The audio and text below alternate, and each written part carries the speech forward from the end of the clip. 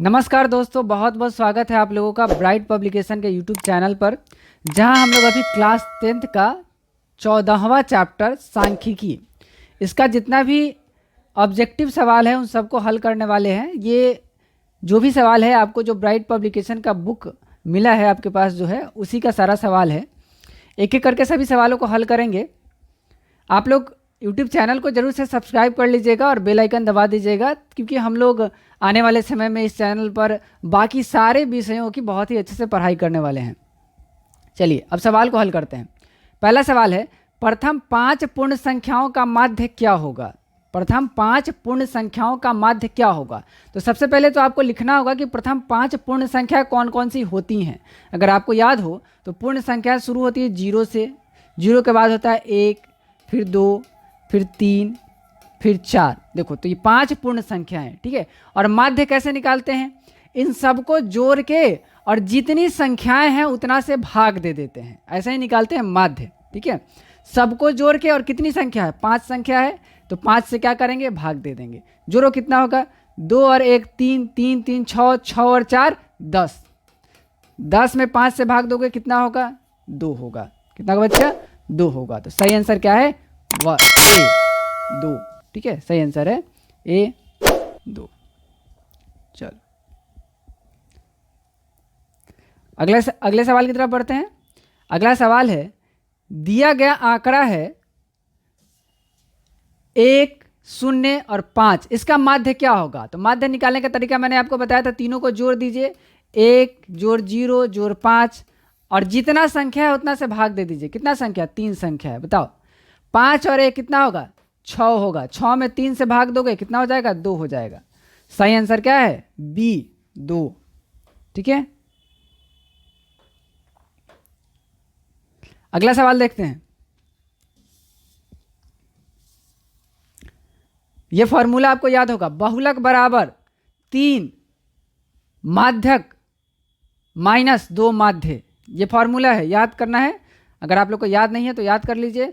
3 माध्यक होता है, ठीक है। क्या होता है, माध्यक। तो सही आंसर है हमारा ए। चलिए ये भी आपको पता होगा, नहीं पता तो इसको याद कर लीजिए, बहुत ही इंपॉर्टेंट है। आगे जब हम लोग सवाल बनाएंगे तो इसका यूज भी करेंगे, ठीक है। तो सही आंसर है ए, माध्यक। 3 माध्यक माइनस 2 माध्य बहुलक का फॉर्मूला होता है। अगला सवाल है, निम्नलिखित अवर्गीकृत आंकड़ों की माध्यिका क्या होगी। अब देखना ध्यान से, माध्यिका क्या होती है। माध्यिका जो सभी संख्याओं के बीच में रहे उसी को कहते हैं माध्यिका, ठीक है।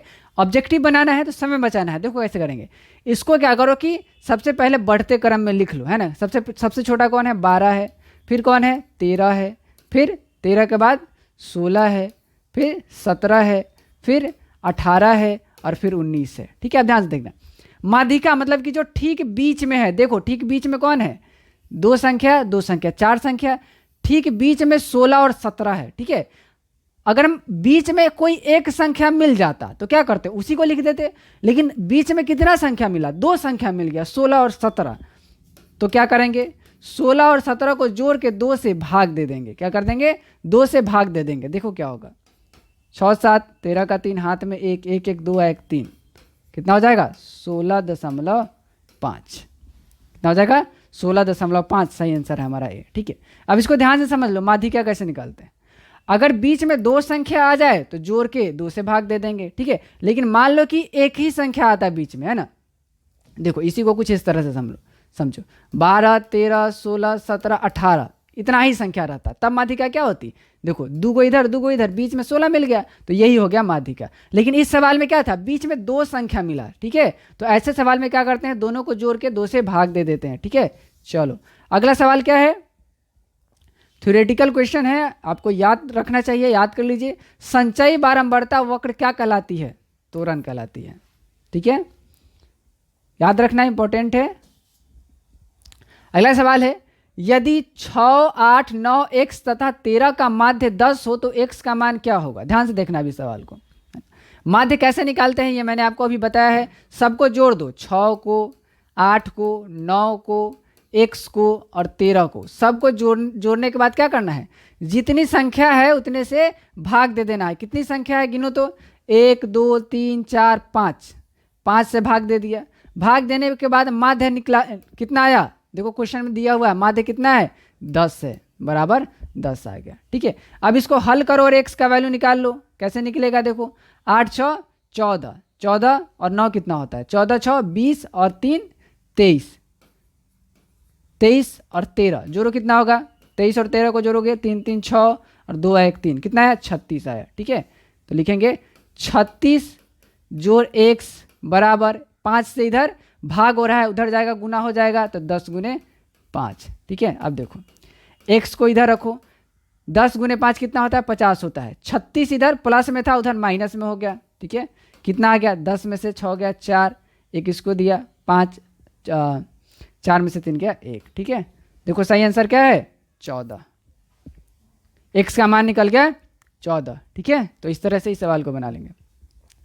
अगला सवाल देखो, परिसर पूछ रहा है, क्या पूछ रहा है परिसर। परिसर क्या होता है बाबू, याद करो जब चैप्टर पढ़े होगे तो फॉर्मूला पढ़ाया गया होगा। परिसर क्या होता है, परिसर होता है अधिकतम मान और न्यूनतम मान का अंतर यानी कि घटाव। ठीक है, तो अधिकतम मान में से न्यूनतम मान को घटा दो, क्या निकल जाएगा परिसर निकल जाएगा। बताओ अधिकतम मान यानी कि सबसे बड़ा कौन है इसमें, सबसे बड़ा दिख रहा है ना 30 है और सबसे छोटा कौन है 9 है। 30 में से 9 को घटा दो कितना होगा 21 होगा। सही आंसर कौन है डी है। अगला सवाल देखो, प्रथम 5 विषम संख्याओं का माध्य है। प्रथम 5 विषम संख्याओं का माध्य क्या होता है बताओ। प्रथम 5 विषम संख्याओं को लिख दो, सबको जोड़ दो और 5 से भाग दे दो, यही तरीका है। चलो प्रथम 5 विषम संख्या है 1 जोड़ 3 जोड़ 5 जोड़ 7 जोड़ 9। ठीक है, 5 विषम संख्या हो गई और इसको 5 से भाग दे दो, कितना होगा जोड़ो 5 3 3 1 4 5 9 9 1 10 6 16 16 और 9 25 बटा में 5 कितना आया 5 आया। सही आंसर क्या है सी 5। ठीक है, ये सवाल ही बन गया। अगला सवाल देखो, 3 5 4 3 2 1 3 का बहुलक क्या है। बहुलक का मतलब क्या होता है, बहुलक जो बहुत बार आए है ना, जो सबसे ज्यादा बार आता है उसी को बोलते हैं बहुलक। किसको बोलते हैं बहुलक, जो सबसे ज्यादा बार आता है। बताओ सबसे ज्यादा बार कौन आया है इसमें 3 3 3 3 कितनी बार आया है 3 बार आया है, सबसे ज्यादा बार 3 आया है इसलिए बहुलक क्या है 3 है। सही आंसर है डी 3। ठीक है, तो बहुलक क्या होता है अधिक बारंबारता का मान होता है ना, कि जो बार बार आ रहा है ज्यादा बार आ रहा है। ठीक है, तो देखो अगला सवाल वही है, क्या सवाल कि बहुलक है कम से कम बारंबारता मान, और अगला ऑप्शन तो कम से कम बारंबारता मान तो होता नहीं है, तो ये हमारा सही आंसर नहीं होगा। तो अगले सवाल की तरफ चलते हैं, सॉरी अगले ऑप्शन की तरफ देखते हैं अगला ऑप्शन क्या कहता है। हाँ, उसके बाद कह रहा है माध्यतम मान है ना, तो बीच का मान भी नहीं होता है बारंबारता, तो ये भी सही आंसर नहीं है। अधिकतम बारंबारता मान है ना, तो बहुलक जो है वो अधिकतम बारंबारता मान होता है, तो यही है सही आंसर। अधिकतम बारंबारता मान का मतलब है जो अधिक बार आ रहा है। ठीक है, जो सबसे अधिक बार आ रहा है, तो सबसे अधिक बार कौन आता है बहुलक आता है। ठीक है, चलो अगला सवाल है, प्रथम 5 प्राकृत संख्याओं का माध्य क्या होगा। तो प्रथम 5 प्राकृत संख्या लिख के जोड़ दो और 5 से भाग दे दो। प्राकृत संख्या क्या क्या होता है, देखो प्राकृत संख्या जो 1 से शुरू हो, तो 1 2 3 4 और 5 है ना, सबको जोड़ के 5 से भाग दे दो, माध्य निकल जाएगा। करो 5 4 9 3 12 12 2 14 1 15 15 बटे 5 कितना आया 3 आया।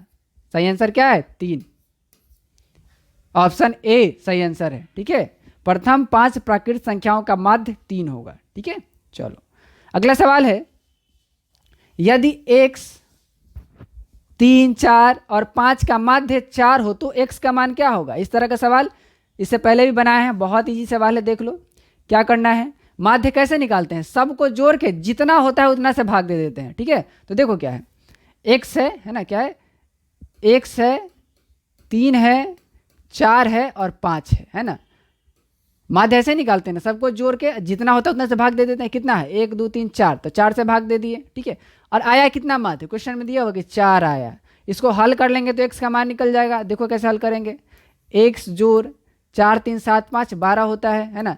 ये 4 इधर आएगा तो गुना हो जाएगा, 4 चौका 16, x का वैल्यू निकल गया। इधर 12 प्लस में है, इधर आएगा माइनस में, तो 16 माइनस 12 कितना हुआ, 4 हुआ। तो सही आंसर क्या है, बी में लिखा हुआ है 4, देखो ठीक है। तो सही आंसर हो गया बी 4। चलो अगला सवाल बनाते हैं। अगला सवाल है 1 5 3 7 6 4 2 1 की माध्यिका क्या है। माध्यिका मतलब कि जो बीच में आता है, ठीक है। तो सबको लिख दो बढ़ते क्रम में, है ना, जल्दी जल्दी से। 1 2 3 4 5 6 7, बस यही। 1 2 बार है तो उसको एक ही बार लिखेंगे, है ना, कोई रिपीट हो रहा है तो उसको एक ही बार लिखते हैं, ठीक है। तो चलो बताओ, माध्यिका मतलब कि जो ठीक बीच में आता है, माध्यिका मतलब कि जो ठीक बीच में आता है। बताओ इसमें ठीक बीच में कौन है। देखो तो 3 गो इधर है, 3 गो उधर है ना, बार बार कर, है ना। 3 से कम, 4 से कम और 4 से ज़्यादा, ठीक बीच में है ना। यानी कि इस पूरे जितना भी डाटा दिया हुआ है ना, इसके बारे में हम लोग कह सकते हैं कि ये सब 4 से कम है और ये सब 4 से ज़्यादा है। इसका मतलब क्या है कि 4 ठीक बीच में है। तो सही आंसर क्या है, सी 4, ठीक है। चलो, केंद्रीय प्रवृत्ति निकालने का सबसे सही पैमाना इनमें से कौन है। केंद्रीय प्रवृत्ति जो केंद्र में है, ठीक है। तो केंद्रीय प्रवृत्ति जब हम लोग को निकालना रहता है, यानी कि जो सबके केंद्र में है, ठीक है। इसको इस तरह से समझना है कि मान लो कि तुम क्या करते हो कि एक दिन 2 रोटी खाते हो, ठीक है, और दूसरे दिन 4 रोटी खा लेते हो, ठीक है, और तीसरे दिन 3 रोटी खा लेते हो, है ना, फिर चौथे दिन 2 रोटी खा लेते हो, ठीक है। अब पूछा कोई कि तुम कितनी रोटी खाते हो, है ना, तो तुम क्या बताओगे। तुम बताओगे कि पहले दिन 2 खाते हैं, दूसरे दिन 4, फिर तीसरे दिन 3 और फिर 2, ऐसा तो नहीं बताओगे ना। क्या बताओगे, कोई एक अंदाजा, मतलब कि एक मोटा मोटी बता दोगे लगभग में कि हाँ इतना खाते हैं। अब वो लगभग कैसे निकालते हैं, वही लगभग केंद्र में होता है, उसी को हम लोग औसत कहते हैं या फिर माध्य कहते हैं। कैसे निकालते हैं, हम इन सब को जोड़ देते हैं कि भाई एक दिन 2 को खाए थे और उसके कल होकर 4 को, फिर 3 को, दिन सबको जोड़ देते हैं। 4 2 6, 3 9 और 2 11, क्या होगा 11। अब बताओ ये टोटल कितना संख्या है, 4, तो 11 में 4 से भाग दे देंगे। क्या कर देंगे, 11 में 4 से भाग दे देंगे। जो रिजल्ट होगा वही क्या होगा, केंद्र में होगा, यानी कि इतना, लगभग इतनी रोटियां तुम रोज खाते हो, ठीक है, ऐसा कुछ होगा। तो केंद्रीय प्रवृत्ति निकालने के लिए हम लोग माध्य निकालते हैं, ठीक है, माध्य वही केंद्र में होता है। चलो अगला सवाल है।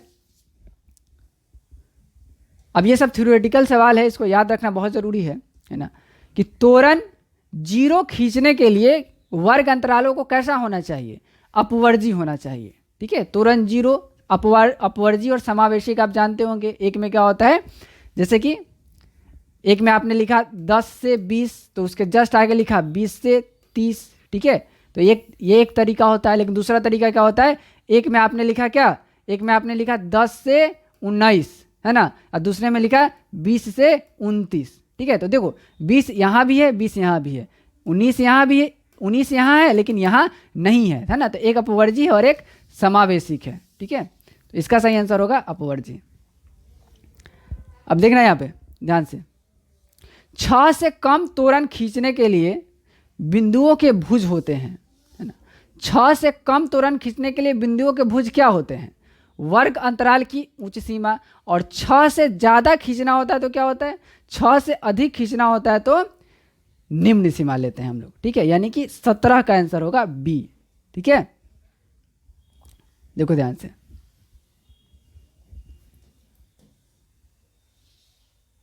देखो जब 6 से कम त्वरण खींचना होगा तो हम बिंदुओं के भुज कैसे लेंगे, वर्ग अंतराल की उच्च सीमा को लेंगे, और जब 6 से कम खींचना होगा तो निम्न सीमा लेंगे, ठीक है। ये भी याद रखना। अगला सवाल है, निम्न में से कौन केंद्रीय प्रवृत्ति का माप नहीं है। याद कर लो, मानक विचलन, ऑप्शन डी, ये केंद्रित प्रवृत्ति का माप नहीं है। बाकी माध्यक, माध्यिका और बहुलक ये तीनों एक दूसरे से जुड़े हुए हैं, ठीक है, एक दूसरे से संबंधित है, और इससे हम लोग केंद्रीय चीजें ही निकालते हैं, ठीक है। अगला सवाल भी याद कर लो, आलेखी प्रविधि माध्यिका जानने के लिए कौन सा सही होगा। सबसे बेहतर तरीका है हिस्टोग्राम, ठीक है। हिस्टोग्राम बनाकर हम क्या कर सकते हैं, आलेखी प्रविधि माध्यिका को सही तरीके से जान सकते हैं। अगला सवाल देखो, किसी भी बारंबारता बंटन के लिए माध्य के विचलनों का बीजगणितीय योग क्या होता है? हमेशा नकारात्मक होता है, हमेशा नकारात्मक होता है। सही आंसर है सी। ठीक है, ये भी याद कर लो कि किसी भी बारंबारता बंटन के लिए माध्य से विचलनों का बीजगणितीय योग हमेशा नकारात्मक होता है। अगला सवाल है, प्रथम 10 सम प्राकृत संख्याओं का माध्य क्या होगा? चलो इस सवाल को बनाओ, बहुत इंपॉर्टेंट है और अच्छा सवाल है कि प्रथम 10 सम प्राकृतिक संख्याओं का माध्य क्या होगा। तो सबसे पहले क्या करना होगा, प्रथम 10 प्राकृतिक सम संख्याओं को जोड़ना होगा और फिर 10 से भाग देना होगा तो माध्य निकल जाएगा। ऐसे ही माध्य निकालते हैं ना हम लोग। तो चलो जोड़ो, क्या है? सबसे पहला सम संख्या 2 है, 2 जोड़ 4 जोड़ 6 जोड़ 8 जोड़ 10 जोड़ 12 जोड़ 14 जोड़ 16 जोड़ 18 जोड़ 20। 10 प्राकृतिक संख्या हमने, 10 सम प्राकृतिक संख्या हमने लिख दी। इन सब को जोड़ के 10 से भाग दे दोगे तो क्या निकल जाएगा? माध्य निकल जाएगा। जोड़ो सबको, सबको जोड़ेगे तो 110 आएगा, 10 से भाग दोगे तो 11 आएगा। सही आंसर क्या है? बी, 11। ठीक है, चलो अब अगला सवाल बनाते हैं। अगला सवाल भी बहुत ही अच्छा सवाल है और इस तरह का सवाल परीक्षा में पूछता भी है, देखना ध्यान से। सवाल कर रहा है कि 40 मानों का समांतर माध्य 65 है। ठीक है, ध्यान से देखना, 40 मानों का समांतर माध्य 65 है ना। फॉर्मूला और लिखने के चक्कर में नहीं फंसेंगे क्योंकि ऑब्जेक्टिव है, समय बचाना है। ठीक है, 65 है। यदि इन 40 मानों में से प्रत्येक में 5 की वृद्धि कर दी जाए तो नए मानों का समांतर माध्य क्या होगा, ये बताना है। ठीक है, ध्यान से देखना, 40 मानों का समांतर माध्य कितना कह रहा? 65। कितना? 65। ठीक है, तो 40 मानों का योग कितना होगा बताओ। चलो अब ध्यान से समझना मेरी बात को, है ना। जब माध्य निकालते हो तो क्या करते हो? जैसे 3 है, 5 है, 7 है, इसका माध्य निकालते हो तो पहले क्या करते हो? इस तीनों को जोड़ देते हो ना। 5 3 8 7 15, यही करते हो ना। पहले तीनों को जोड़ देते हो और फिर 3 से भाग दे देते हो, 5 आ जाता है। ठीक है, अब देखना ध्यान से, इन तीनों के जोड़ने पे कितना आया? 15 आया। ठीक है, तो क्या इसको और इसको गुना कर दिया जाए तो ये जोड़ नहीं मिल जाएगा? यानी कि इस संख्या को इससे गुना कर दिया जाए तो जोड़ने पे कितना आया होगा ये पता चल जाएगा ना, है ना। जितना आया था उसमें 40 से भाग दिए तब नहीं आया है, तो दोनों को गुना कर दो। 40 गुने 65, ये क्या हो गया? 40 मानों का योग हो गया। ठीक है बच्चे, क्या हो गया? 40 मानों का योग हो गया। ध्यान से देखना, 40 मानों का योग हो गया, गुना कर लो। अब कितना हो जाएगा? 4 5 20 का 0 हाथ में 2, 6 चौका 24 आ 2 26, 1 0 ये वाला 26 हो गया। ठीक है, अब ध्यान से देखना, नया योग क्या बनेगा, है ना। नया योग क्या बनेगा, ध्यान से देखना आप, है ना। क्या कह रहा है सवाल? सवाल कह रहा है कि उस 40 मान में प्रत्येक में 5 की वृद्धि हुई है। कितने की वृद्धि हुई है बच्चे?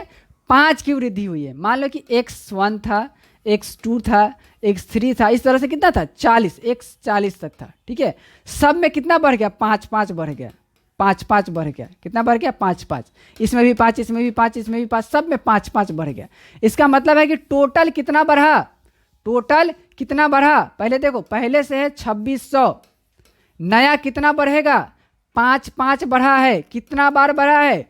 40 बार बढ़ा है। तो 40 से गुना कर दो, तो 5 5 बढ़ा कितनी बार? 40 बार। तो 5 गुने 40, तो 2600 जोड़ 200 कितना हो गया? 2800। ठीक है, अब नया योग के साथ जब समांतर माध्य निकालोगे, कैसे निकालोगे बताओ? समांतर माध्य कैसे निकालोगे?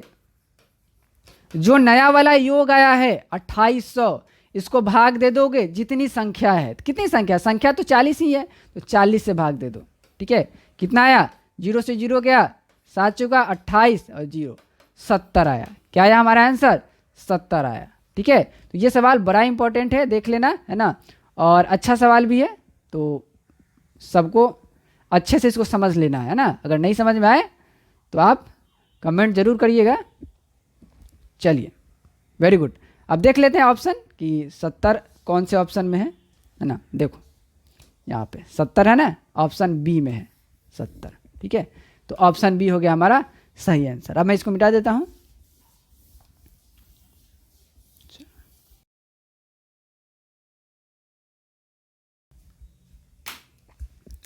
अगला सवाल है, 5 संख्याओं का माध्य 18 है, यदि एक संख्या हटा दी जाए तो माध्य 16 है, तो हटाई गई संख्या क्या है? ध्यान से देखना आप, ठीक है, इसको समझना। 5 संख्याओं का माध्य 18 है, माने कि 5 संख्याओं का योग कितना होगा बताओ? 5 संख्याओं का योग, जो इस तरह जो इससे पहले सवाल में किए थे ना, तो 5 संख्याओं का योग कैसे निकालेंगे? 18 गुने 5 है ना, तो 5 गुने 18 कितना होता है? 18 बचे 90, ठीक है। अभी क्या है, एक संख्या हटा दिया गया, यानी कि 4 संख्या होगा, तो 4 संख्याओं का माध्य, 4 संख्याओं का योग, सॉरी, कितना हो जाएगा? 4 संख्याओं का योग कितना हो जाएगा? 4 गुने 16, जो माध्य उससे गुना कर देंगे, 16 चौका कितना होता है? 64, ठीक है। अब बताओ, दोनों के योग में जो अंतर आएगा वही संख्या ना हटाया गया होगा। दोनों के योग में क्या अंतर है? 90 में से 64 को घटा दो, कितना होगा? 10 में से 4 घटाओगे 6 हो जाएगा, एगो इसको दे दिया, 8 में से 6 घटा 2 हो गया, कितना आ गया? 26। देखो आंसर में 26 है, यहाँ है, तो सही आंसर है डी, 26, ठीक है। चलो अगला सवाल देखते हैं।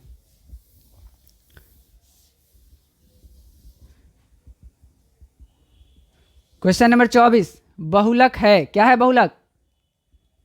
कम से कम बारंबारता, माध्यतम मान या अधिकतम बारंबारता मान? ऑप्शन सी, बताया ना, बहुलक क्या होता है? जो सबसे अधिक बार आता है, ठीक है, तो अधिकतम बारंबारता मान ही होती है बहुलक। चलो, और सही ऑप्शन है सी। अगला सवाल देखो, यदि किसी आंकड़े के कुल पदों का समांतर माध्य 5 तथा माध्यिका 6 हो तो बहुलक क्या होगा? आपको पता है फॉर्मूला, क्या होता है फॉर्मूला? बहुलक बराबर क्या होता है? 3 माध्यिका, यानी 3 गुने माध्यिका, है ना, 3 गुने माध्यिका घटाओ 2 गुने माध्य, है ना, 2 माध्य, यानी कि 2 गुने माध्य, है ना, 2 माध्य, यही होता है, ठीक है। चलो अब बस वैल्यू डाल दो, आंसर आ जाएगा। देखो 3 गुने माध्यिका कितना है? माध्यिका है 6, घटाओ 2 गुने माध्य कितना है? 5, 18 में से 10 घट गया, कितना आ गया? 8 आ गया। देखो 8 कौन से ऑप्शन में है? ए ऑप्शन में है, सही आंसर हो गया ए, ठीक है।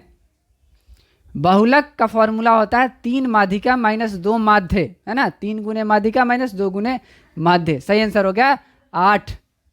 चलो अगला सवाल,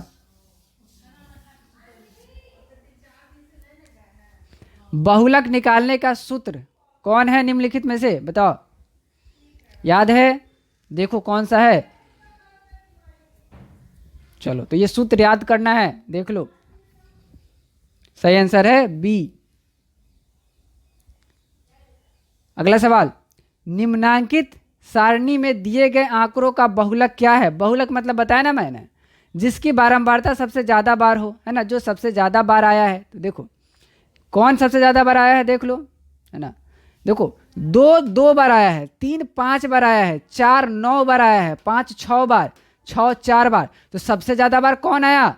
सबसे ज़्यादा बार 4 आया। सबसे ज़्यादा बार कौन आया? 4 आया। तो जो सबसे ज़्यादा बार आता है वही बहुलक होता है, तो 4 क्या है? बहुलक है, सही आंसर है सी, ठीक है, सही आंसर है सी। चलो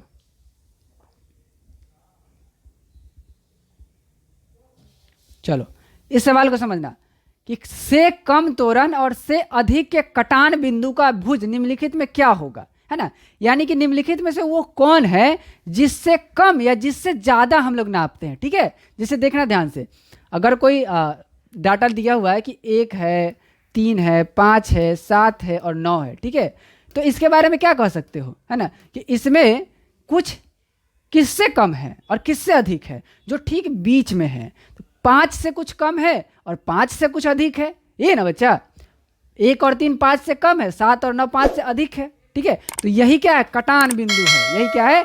कटान बिंदु है, ठीक है। और इसको हम लोग क्या कहते हैं? ठीक बीच वाले को क्या कहते हैं बताओ? माध्यिका कहते हैं, ठीक बीच वाले को क्या कहते हैं? माध्यिका कहते हैं, ठीक है। तो इसको इस तरह से याद रखना। अगला सवाल है,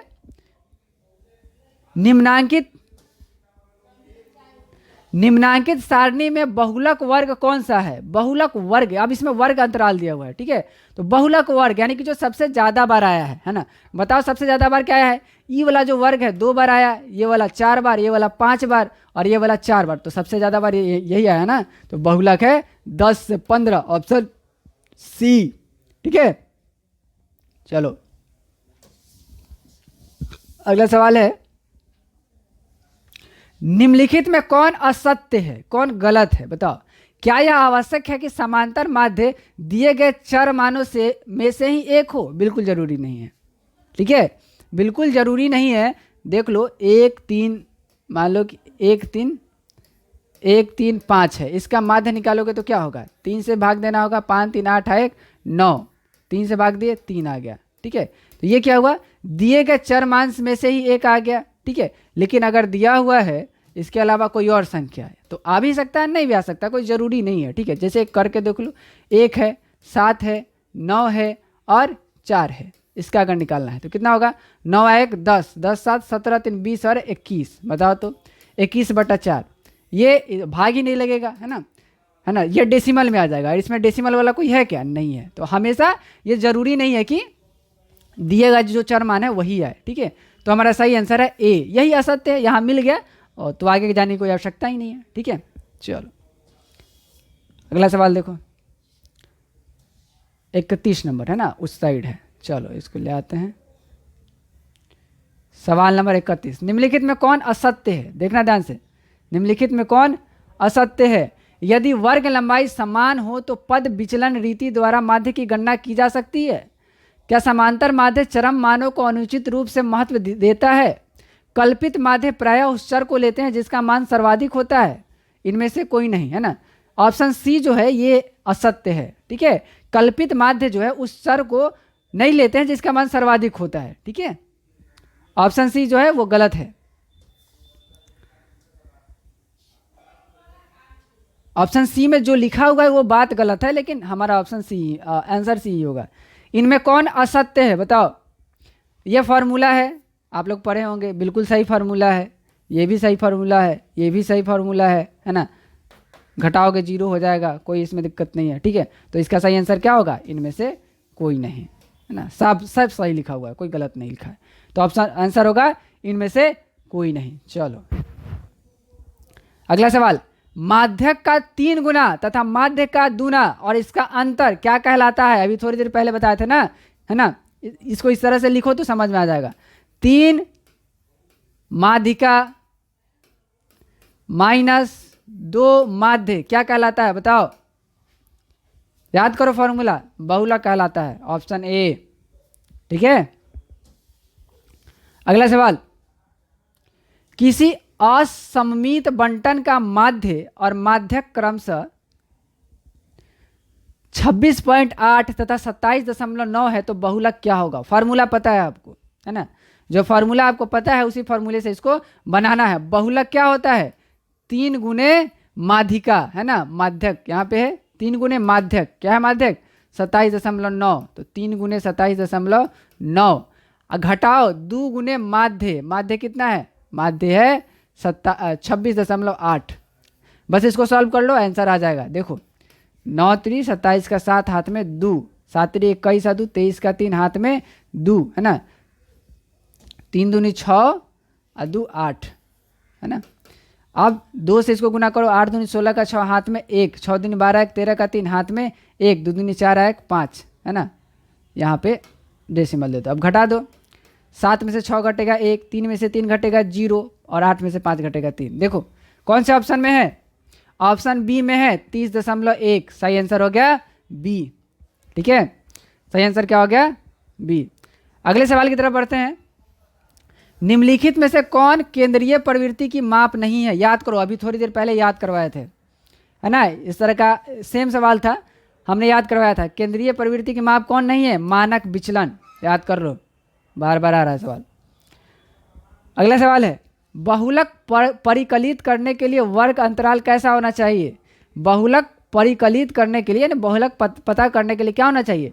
वर्ग अंतराल हमेशा समान होना चाहिए, ठीक है। जब वर्ग अंतराल समान होगा तभी बहुलक का पता चल पाएगा, है ना।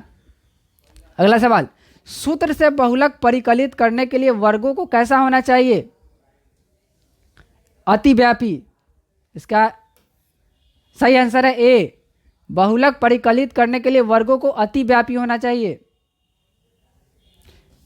अगला सवाल बहुत आसान है, वर्ग अंतराल 0 से 10 की ऊपरी सीमा क्या है? ऊपरी सीमा यानी कि सबसे बड़ा, है ना। अधिकतम मान क्या है? 0 से 10, अधिकतम मान क्या है? 10 है। सही ऑप्शन है ए। वर्ग अंतराल 20 से 40 का निचला वर्ग क्या है, यानी कि सबसे छोटा कौन है? 20 से 40 में सबसे छोटा कौन है? 20 है, तो सही ऑप्शन है ए। ठीक है, चलो वर्ग अंतराल निकालना है अगले सवाल में। क्वेश्चन नंबर 40, वर्ग अंतराल कैसे निकालेंगे बताओ? दोनों को जोड़ के 2 से भाग दे दो। वर्ग अंतराल निकालने के लिए दोनों को जोड़ के 2 से भाग दे दो। 10 और 15 कितना होता है? 25। 2 से भाग दे दो, कितना होगा? 12.5। सही आंसर दिख गया? सही आंसर दिख रहा है? सही आंसर है बी। ठीक है, बना लिया हमने। चलो अगला सवाल देखो, यदि सरल वितरण में पदों की संख्या n विषम हो तो आरोही क्रम में सजाए गए कौन सा चर मान माध्यक होगा? ठीक है, ध्यान से देखना, आप इस सवाल को ध्यान से समझना, है ना। क्या होता है? विषम होगा अगर तो, ठीक है, मान लो कि अगर विषम है, विषम संख्या कहने का मतलब है कि मान लो कि कोई डाटा दिया 1 3 5 7 9, ठीक है, तो देखो इसमें कितनी संख्या है? 2 2 4 1 5 संख्या है ना। 5 संख्या क्या होता है? सम होता है कि विषम?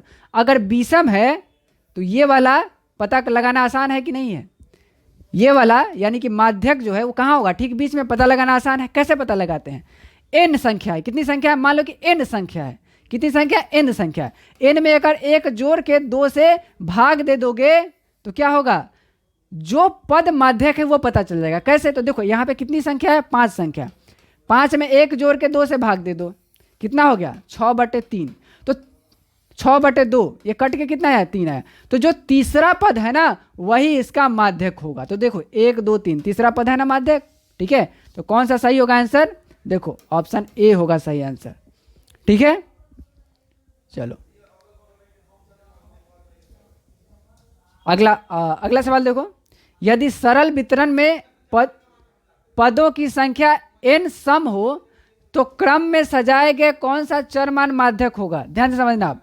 इससे पहले क्या था? विषम था, ठीक है, अब क्या है? सम है। अब इस बात को भी ध्यान से समझना, इससे पहले था 1 3 5 7 9 5 था, अब 11। अब कितना हो गया? 2 2 4 2 6 संख्या हो गया। 6 क्या है?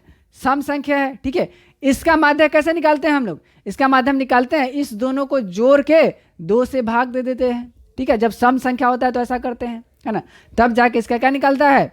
माध्यक निकलता है। ठीक है, तो इन सब में सही आंसर कौन है? देखो n/2 एवं n/2 + 1, है ना, यानी 6 पद है, 6 पद है ना इसमें, तो तीसरा और चौथा पद है ना, तो 6/2वां पद यानी कि तीसरा पद कौन सा हुआ? ई हुआ। इसमें एक जोड़ दोगे तो चौथा पद ही हुआ, और इस दोनों को जोड़ के जो माध्य आएगा वही क्या होगा? इसका माध्यक होगा। तो सही आंसर है ए। तो इस तरह से आपने देखा 14वां पार्ट सांख्यिकी का जितना भी महत्वपूर्ण सवाल था ऑब्जेक्टिव, उन सबों को हम लोगों ने हल कर लिया है। ठीक है, आप लोगों से फिर मुलाकात होगी अगले चैप्टर में, अगले वीडियो में। तब तक के लिए बहुत बहुत धन्यवाद आप लोगों का। चैनल को सब्सक्राइब जरूर कर लीजिएगा,